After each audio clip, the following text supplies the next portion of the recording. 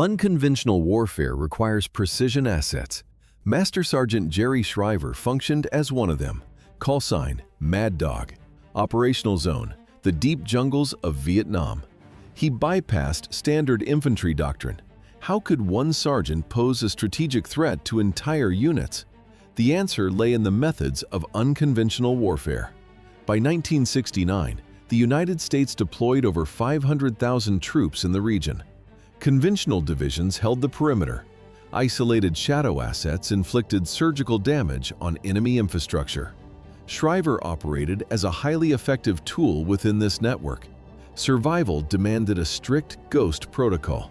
He utilized terrain geometry to break line of sight, dissolving into the dense foliage before opposing forces could even register a visual contact.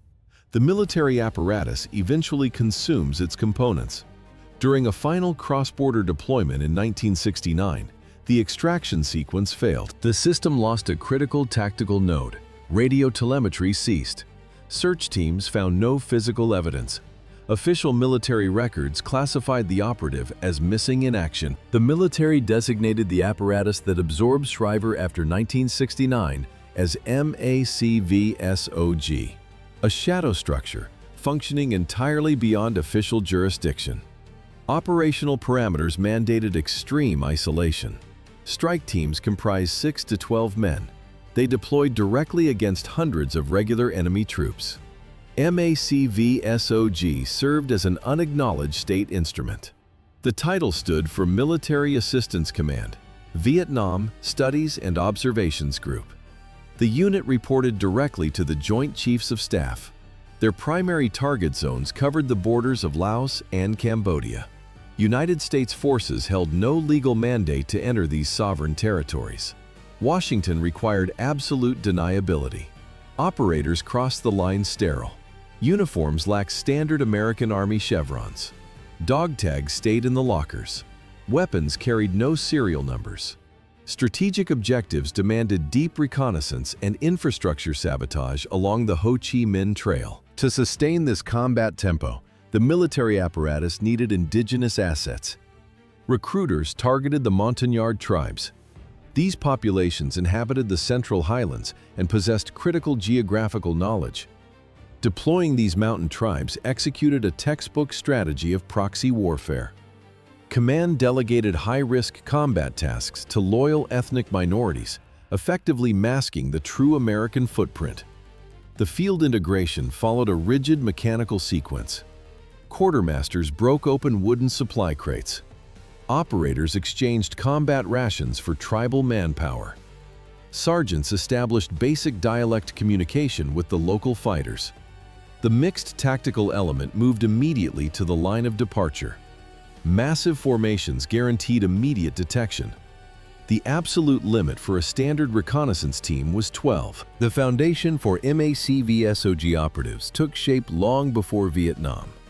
Jerry Michael Shriver entered the demographic registry on September 24, 1938.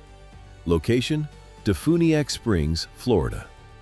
What defines the optimal asset for deep isolation missions? A baseline detachment from social structures and early-stage subordination. Defuniak Springs operated as a low-density rural sector. The environment generated minimal civilian stimuli. Shriver exhibited a psychological profile engineered for absolute autonomy.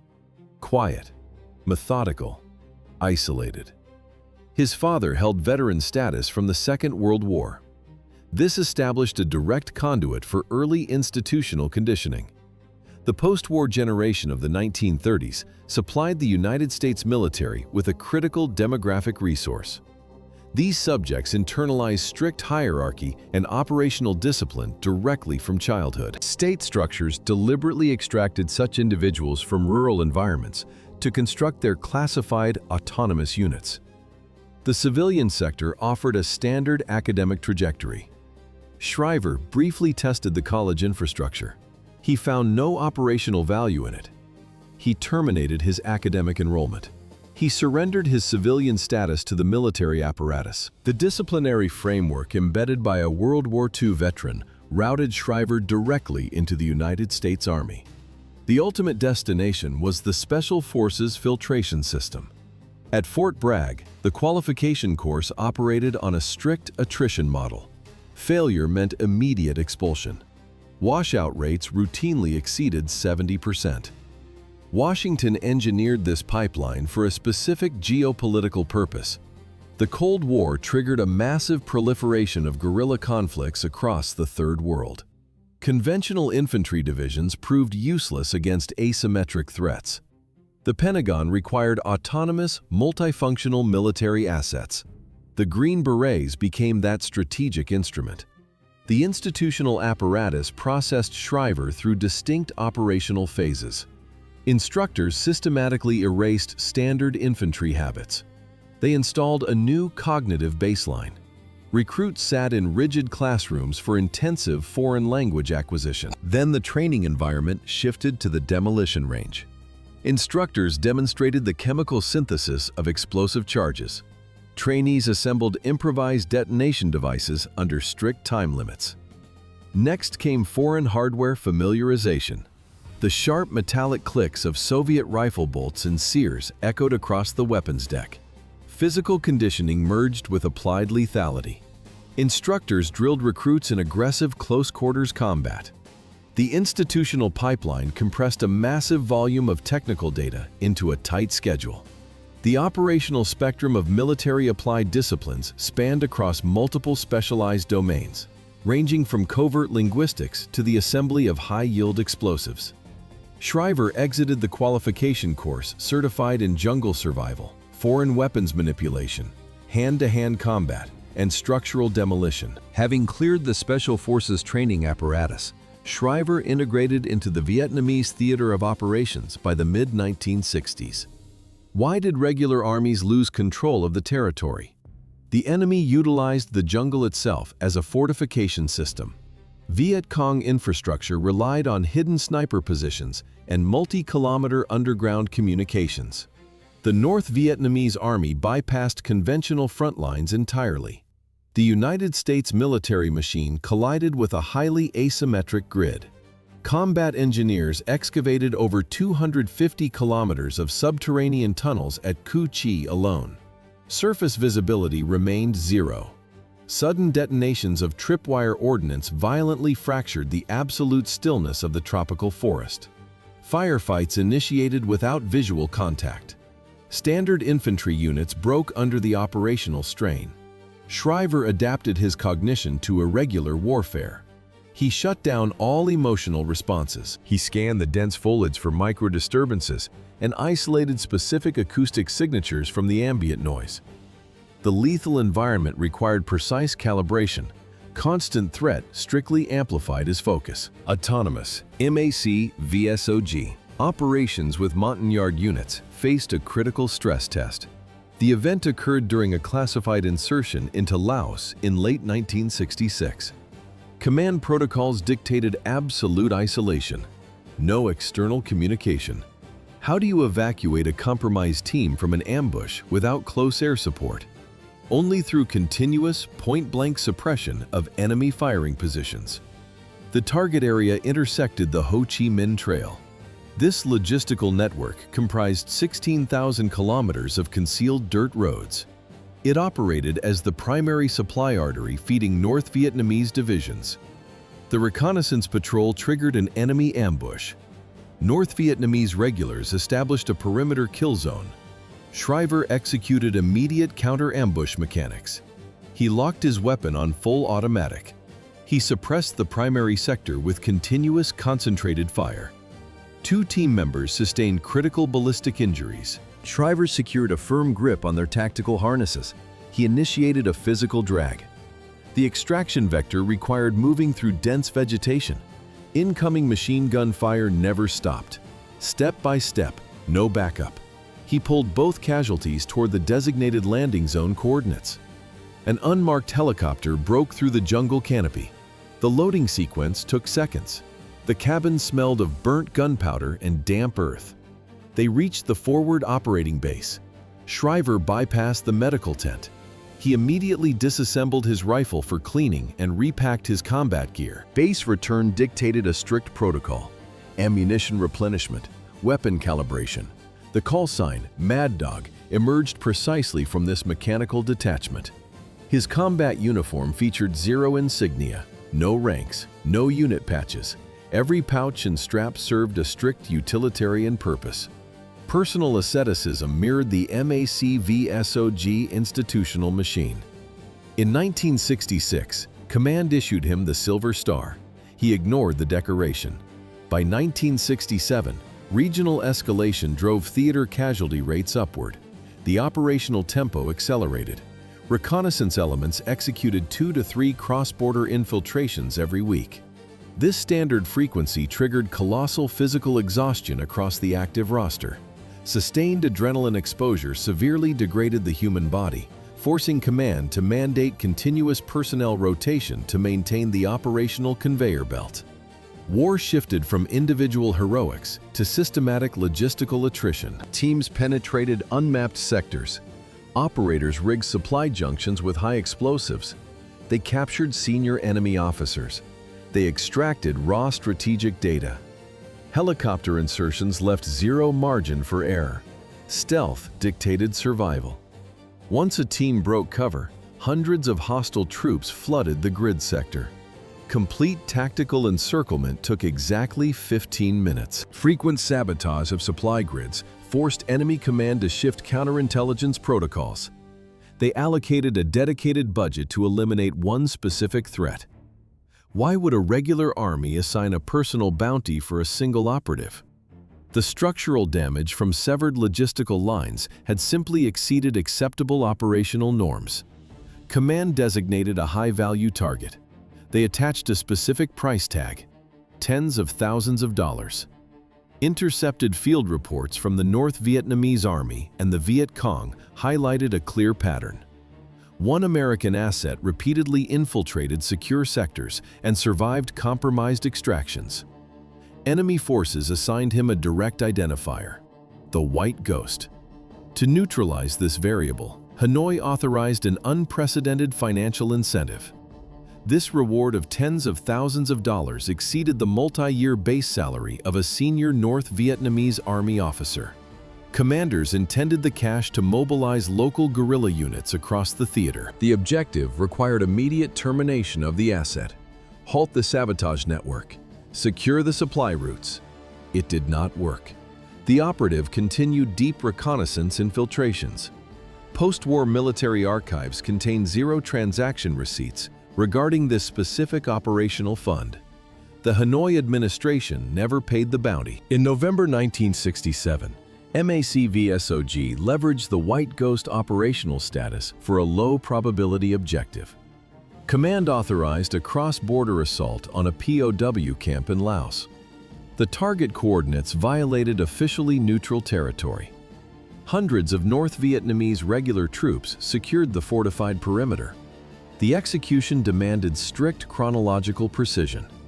Helicopters inserted the strike team outside acoustic detection range. The operatives navigated the dense vegetation, maintaining absolute radio silence until they reached the immediate strike line. Shriver initiated the kinetic phase. Suppressive fire neutralized the guard posts within minutes. The objective required physical extraction. Shriver dismantled the holding structures manually. Splintering bamboo cracked loudly across the night jungle. The prisoners lacked the caloric energy to walk.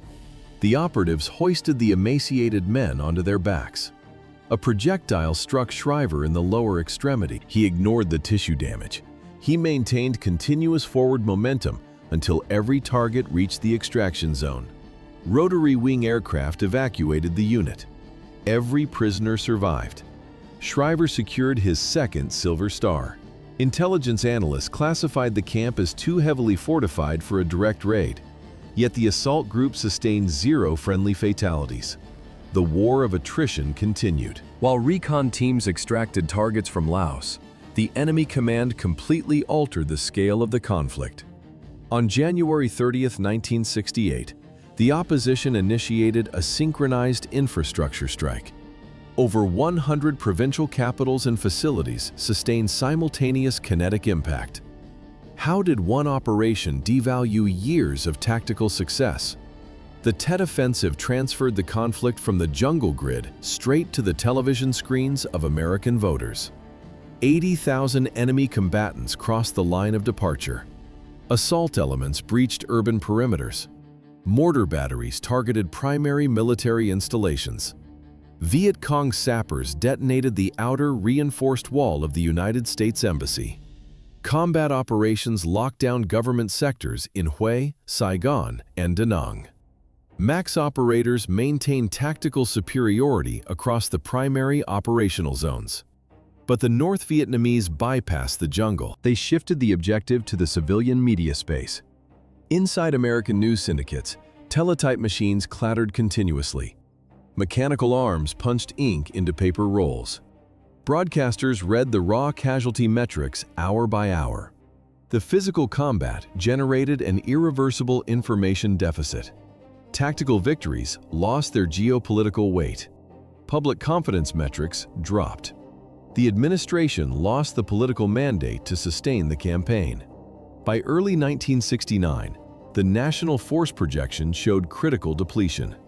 Yet Jerry Shriver rearmed his primary weapon system and deployed back into the hostile sector. Tactical strikes inside the designated combat zone were no longer sufficient. The systemic exhaustion of American military personnel after the 1968 offensive demanded a structural shift.